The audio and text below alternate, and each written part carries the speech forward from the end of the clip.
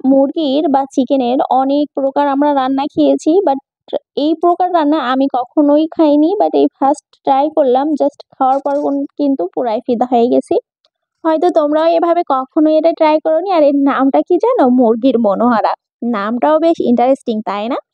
Interesting বলেই কিন্তু আমি এটা ট্রাই করলাম। বাট ট্রাই করার পর অনেকটা ভালো লেগেছে। চলো চলে যাই বেশি কথা না বাড়িয়ে মূল রেসিপিতে। আমি এখানে আজকে মুরগির মনোহারা তৈরি করব। এজন্য আমি মুরগি নিয়ে নিয়েছি। তোমরা এখানে শুধু লেগ পিসগুলা ব্যবহার করতে পারো। আমি এখানে লেগ পিস নিয়ে নিয়েছি, সাথে বুকের পিসটাও নিয়ে নিয়েছি। আমি এখানে ৪ পিস নিয়ে নিয়েছি, আমার যতটুকু আরকি প্রয়োজন। তোমরা তোমাদের প্রয়োজন মতো নিয়ে নিবা। সামান্য লবণ, গোলমরিচ গুঁড়া, আর এটা দিচ্ছি আদার শুধু রসটা, আর রসুনের রস, পেঁয়াজের রস, সবকিছুই রস ব্যবহার করেছি, আর শুধু কাঁচামরিচ বাটাটা ব্যবহার করেছি। এবার এটাকে খুব ভালো করে এটাকে আমি মাখিয়ে ম্যারিনেট করে রেখে দেব ৩০ মিনিটের মতো। তোমাদের হাতে যদি সময় থাকে আরো বেশি রাখলে বেশি ভালো হয়, মানে পুরা ফ্লেভারটা মাংসের মধ্যে ঢুকে যায়। এবার এটাকে আমি মেখে রেখে দিচ্ছি আর চলে যাচ্ছি মশলা রেডি করতে। আমার ৩০ মিনিট কিন্তু হয়ে গেছে। এবার আমি তেল গরম করে সেখানে পেঁয়াজটা ভেজে নিচ্ছি। ভেজে সামান্য পেঁয়াজ কিন্তু আমি উঠিয়ে রাখবো ব্রেস্তা করে, আর কিছুটা রেখে দেব।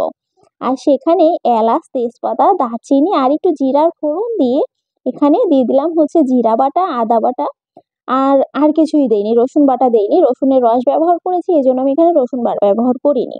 মশলাটা কষিয়ে সেখানে সেই ম্যারিনেট করে রাখা চিকেনটা দিয়ে খুব ভালো করে কষাতে হবে। এটা যেন কষাতে কষাতেই মানে অর্ধেক রান্না হয়ে যায়।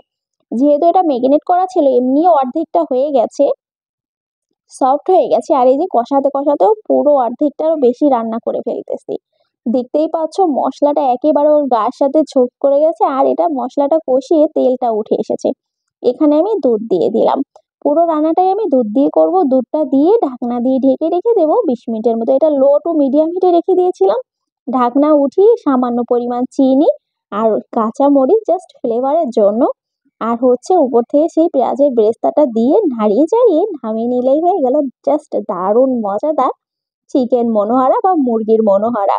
আসলে এর টেস্টটা আমার কাছে বেশ ভালো লেগেছে। এটা মানে রোস্টের মতোই, বাট একটু ডিফারেন্ট, বাট রোস্টের মতোই লেগেছে।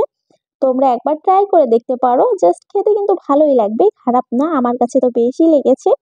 যারা ইউটিউব থেকে দেখছো সাবস্ক্রাইব করে দিও। যারা ফেসবুক থেকে দেখছো অবশ্যই লাইক, কমেন্ট, শেয়ার দিয়ে আমার পাশে থাকবে নতুন নতুন ভিডিও পাওয়ার জন্য। আর কারো যদি কোনো রেসিপির রিকোয়েস্ট থাকে অবশ্যই আমাকে কমেন্ট করে জানাতে পারো। অবশ্যই শেয়ার করার চেষ্টা করব।